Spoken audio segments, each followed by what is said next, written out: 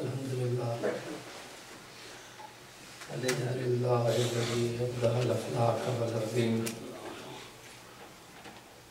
والصلاة والسلام علی من کان نبیا وآدم بین الماء والطین سبحان اللہ وعلی آلہ واصحابہ اجمعین اما بعد فاعوذ باللہ من الشیطان الرجیم بسم اللہ الرحمن الرحیم كونوا مع الصادقين صدق الله العظيم سبحان اللہ ان اللہ وملائکته یصلون علی النبی یا ایھا الذین آمنوا صلوا علیہ وسلموا تسلیما الصلاۃ والسلام علیک یا رسول اللہ وعلی آلک واصحابک یا حبیب اللہ الصلاۃ والسلام علیک یا روح جسد الکونین وعلی آلک واصحابک یا عین حیات الدارین الصلاۃ والسلام علیک یا سید الاشراف وعلی آلک واصحابک یا جامع الاوصاف عالی مرتبہ صدر مجلس محترم سید میر حسین شاہ صاحب، عالی وقار مہمان خصوصی حضرت قبلہ علامہ حافظ محمد صالح صاحب، حضرات مشائخ عظام، علماء اکرام اور برادران والا تبار، آج کی محفل مبارکہ عالم اسلام کی نہایت ہی جلیل القدر شخصیت اور بر صغیر پاک و ہند کے نامور علمی اور روحانی سپوت امام احمد رضا خان بریلوی رحمۃ اللہ کے سے منسوب یہ محفل اپنے انتصاب کے حوالے سے بابرکت تو ہے، لیکن آج محسوس ہو رہا ہے کہ جیسے کوئی وقت میں بھی برکت ہے اور تھوڑے ٹائم میں بڑی پرمغز اور پامانہ گفتگو سننے کا ہمیں موقع ملا ہے۔ جناب شہزاد مصطفیٰ صاحب نے بڑا اہم اور خوبصورت موضوع چھیڑا، اپنی مصروفیت کی وجہ سے انہیں جانا پڑا۔ اس موضوع کا تقاضا یہ تھا کہ وہ اپنی مصروفیت کا کوئی اور انتظام کرتے اور اس موضوع کو تھوڑا سا اور ہمارے گوش گزار کرتے۔ جناب علامہ سیف النبی صاحب نے اعلیٰ حضرت کی فقاہت کے حوالے سے علم فقہ کا بنیادی تعارف بھی کروایا اور بنیادی چیزیں ہمارے گوش گزار کی۔ اس طرح کی محافل کا انتظام اگر کیا جائے تو ہمارے مکتبہ فکر میں جو تربیت کی کمی ہے اس کا یقیناً تدارک ہوگا، کیونکہ فی زمانہ اس کی ضرورت بھی بڑی ہے۔ پیچھے بھی ایک نشست میں میں نے عرض کیا کہ عجیب سے فتنوں کا دور ہے اور جو علماء جو ہیں وہ اب ہمارے ایک ایسے مسلک میں اور مکتبہ فکر میں کہ جو بڑے کاملین اور عارفین اور ائمہ محدثین اور فقہا کا مسلک ہے اور اسلام کی حقیقی روح کی نمائندگی کرتا ہے اور 1400 سال سے جس کے اصول طے شدہ ہے اور اب جاہل لوگ اور میراثیوں سے اکتساب فیض کرنے والے لوگ ہمیں ہمارا مسلک سکھا رہے ہیں کہ ترتیب فضیلت یہ ہے اور یہ کام کرنا ہے اور یہ کام نہیں کرنا۔ یہ کتنا بڑا المیہ ہے کہ وہ مسلک، یہ اہل سنت والجماعت کا جو نام ہے یہ حضرت علی مرتضیٰ نے ہمیں دیا۔ مرتضیٰ نے دیا۔ ہم مسلمان ہیں، لیکن جب فتنے پھیل جائیں نا تو پھر ایک امتیاز کی ضرورت ہوتی ہے، ایک نشانی کی ضرورت ہوتی ہے، ایک تشخص کی ضرورت ہوتی ہے کہ اصل کون ہے۔ تو جب حضرت علی کے زمانے میں فتنے شروع ہوئے تو تشخص کی ضرورت ہوئی۔ یہ دیکھیے کہ اپنا ذرا توجہ سے بات سنیں۔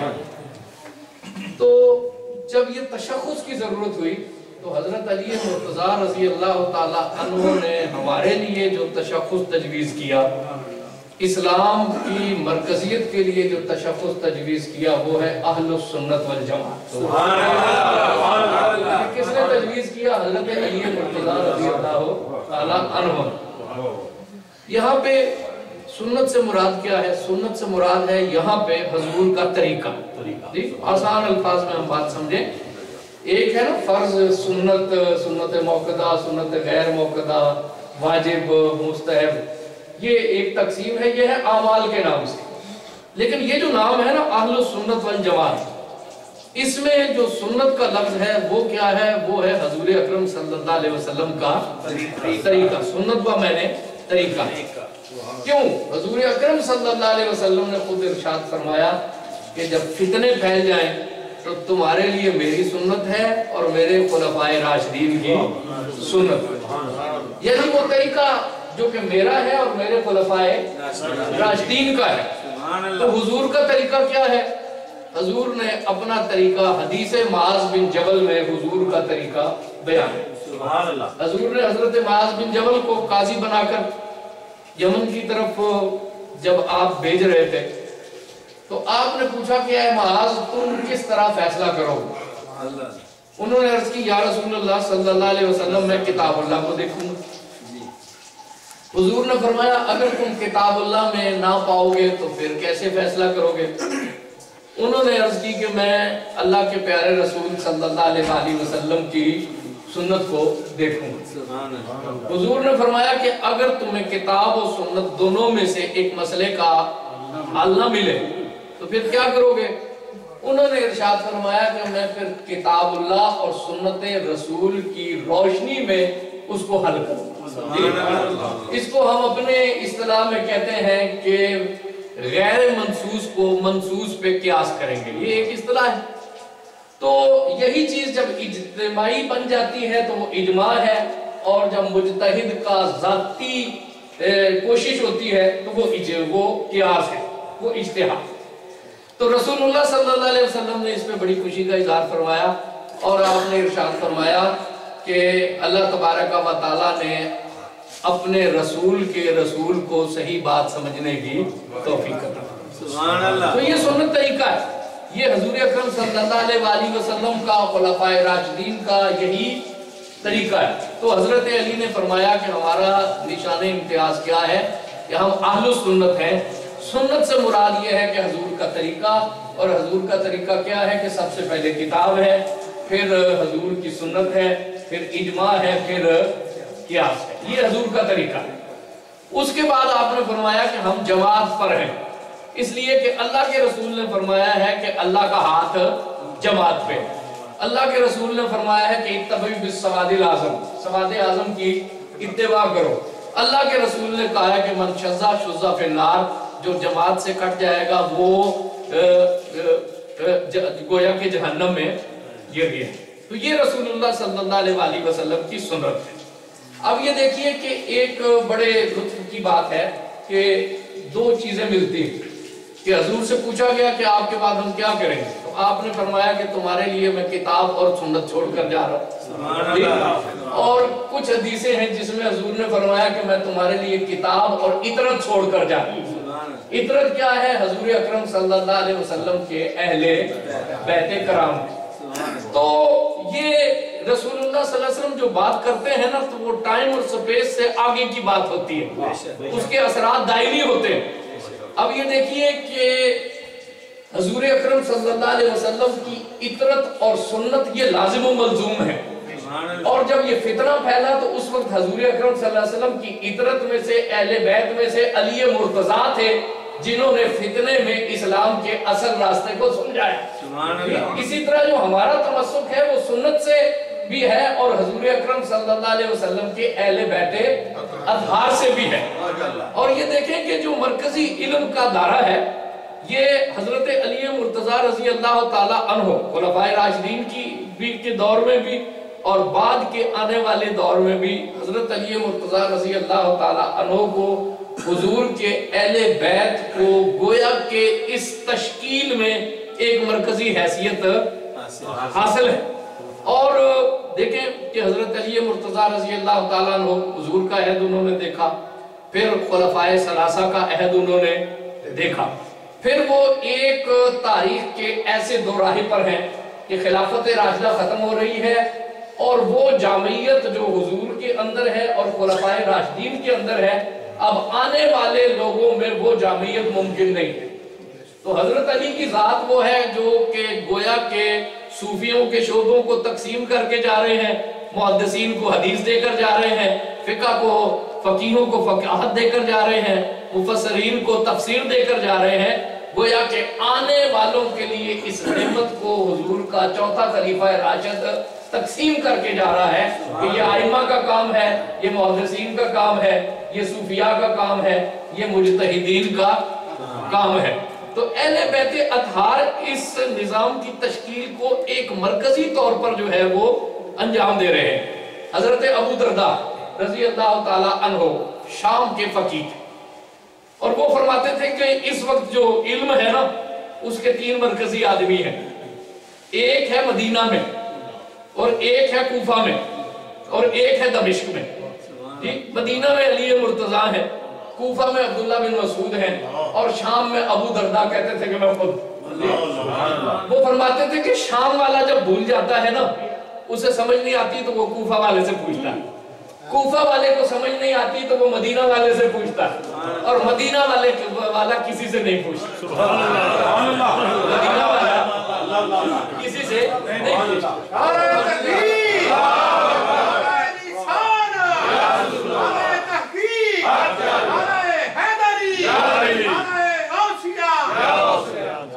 وہ مدینہ والا کون ہے؟ وہ مدینہ والا علی مرتضیٰ۔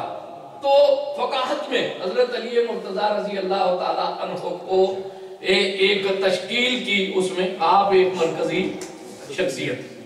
اور پھر آپ روحانیت میں دیکھیں کہ ہمارے 4 سلسلے ہیں نا، تو چاروں سلسلوں میں نقشبندی سلسلے کا انتصاب حضرت ابو بکر صدیق رضی اللہ تعالیٰ عنہ سے، قادری سلسلے کے شجرے میں حضرت علی مرتضیٰ ہیں اور چشتی سلسلے کے شجرے میں حضرت علی مرتضیٰ ہیں، سہروردی سلسلے میں حضرت علی مرتضیٰ ہیں۔ لیکن آپ یہ دیکھیں گے کہ یہ نعمت بھی اس میں، یہ اس تقسیم بھی یہ اہل بیت اطہار کے ہی توسط سے ہے۔ نقشبندی سلسلے میں حضرت ابو بکر صدیق رضی اللہ تعالی عنہ کے بعد نام آتا ہے حضرت سلیمان فارسی کا، اور سلیمان فارسی کون ہے؟ جنہیں حضور نے یہ اعزاز عطا کیا کہ حضور نے فرمایا کہ سلمان فارسی میرے اہل بیت ہیں۔ سلمان فارسی کے بعد حضرت قاسم بن محمد بن ابی بکر کا نام آتا ہے، اور محمد بن ابی بکر وہ شخصیت ہے جن کی پرورش حضرت علی مرتضیٰ نے کی۔ آپ ابو بکر صدیق کے بیٹے ہیں اور آپ کے وصال کے بعد محمد بن ابی بکر کی تربیت حضرت علی نے خود فرمائی۔ لوگ کہتے ہیں کہ اختلاف ہے اور حضرت علی جو ہے وہ ابو بکر صدیق کے بیٹے کی تربیت اور پرورش کر رہے ہیں، تو اختلاف کدھر کا ہے جی؟ اور قاسم بن ابی بکر وہ ہیں، قاسم بن محمد بن ابی بکر وہ ہیں جو کہ مدینہ کے ممتاز فقہاء میں سے ایک تھے، اور ان کے بعد نقشبندی سلسلے میں کون ہیں؟ امام جعفر صادق ہیں، اور پھر معاملہ اہل بیت کے پاس کیا۔ سبحان اللہ، سبحان جی اچھا، اب آپ فقاہت میں دیکھیں کہ حضرت علی مدینہ سے کوفہ میں آ گئے۔ کوفہ میں عبداللہ بن مسعود کے شاگرد بھی ہیں، اور عبداللہ بن مسعود رضی اللہ تعالیٰ عنہ کے جتنے شاگرد ہیں انہوں نے حضرت علی مرتضیٰ سے زانوِ تلمس طے کیا۔ ان میں کون ہے؟ علقمہ ہے، علقمہ کے شاگرد ابراہیم نخعی ہیں، ابراہیم نخعی کے شاگرد حماد ہیں، اور حماد کے شاگرد امام اعظم ابو حنیفہ۔ تو گویا کہ حضرت علی مرتضیٰ کے علم کی وراثت فقاہت میں کہاں ہے؟ امام اعظم ابو حنیفہ کے پاس۔ سبحان اللہ۔ اور پھر مزید امام اعظم ابو حنیفہ مدینہ میں آتے ہیں، امام باقر سے بھی اکتساب کرتے ہیں اور امام جعفر صادق سے بھی اکتساب کرتے ہیں، بلکہ آپ فرماتے ہیں کہ اگر مجھے یہ 2 سال نہ مل جاتے جس میں میں امام جعفر صادق کی خدمت میں حاضر ہوا ہوں تو گویا کہ نعمان ہلاک ہو جاتا. تو امام جعفر صادق کے اصل شاگرد کون ہے؟ فقہ جعفریہ کا اصل وارث کون ہے؟ وہ امام اعظم ابو حنیفہ ہے. اگر فقہ جعفریہ کا کوئی حقیقی وجود ہے نا تو وہ امام اعظم ابو حنیفہ کی فقہ ہے اور کوئی نہیں. اسی طرح تفسیر میں حضرت عبداللہ بن عباس مرکزی آدمی، اور حضور اکرم صلی اللہ علیہ وسلم کا جب وصال ہوا تو عبداللہ بن عباس اگرچہ ان کی علمی اٹھان ہو چکی تھی اور حضور نے انہیں حبر الامت فرمایا، لیکن حضور کے بعد جو انہوں نے بنیادی اکتساب ہے وہ حضرت علی مرتضیٰ رضی اللہ تعالیٰ عنہ سے کیا. اس طرح علم تفسیر